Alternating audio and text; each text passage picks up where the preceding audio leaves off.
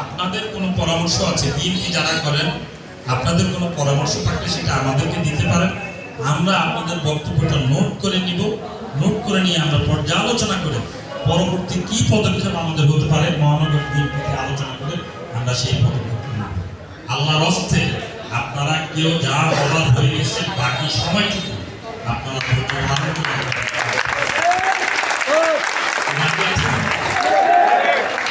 আর আমি অনুরোধ করব যারা বিএনপির রাজনীতির অঙ্গ সংগঠন, বিএনপির রাজনীতির সাথে সম্পৃক্ত, আমি আপনাদেরকে 3-4টা খাতা দিব, আপনারা ওটাতে আপনাদের নাম, মোবাইল নাম্বারটা, যদি কোনো পদ তাদের থেকে থাকে আপনারা সেটা দিবেন।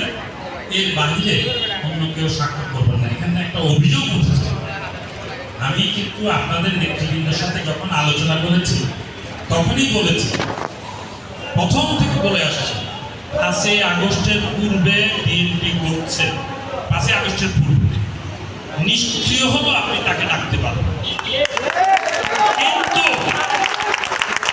নিজের সুযোগ সুবিধা নেওয়ার জন্য অন্য কোনো রাজনৈতিক দলের সাথে সম্পৃক্ত হয়েছে এই ধরনের কেউ ডাক পাবেন না।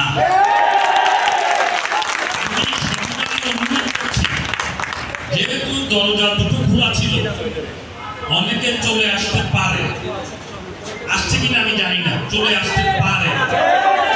যদি এরকম যদি এরকম কেউ থেকে থাকে, যদি এরকম কেউ থেকে থাকে, আসরের নামাজের আজান দিয়েছে, নামাজের উসিলায় বের হয়ে যাবে।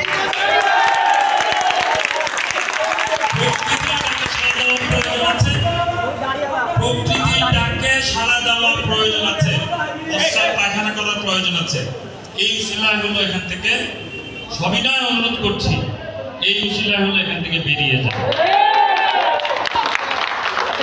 সুতরাং চিৎকার চেঁচামেচি করে কোনো যে লাভ নাই।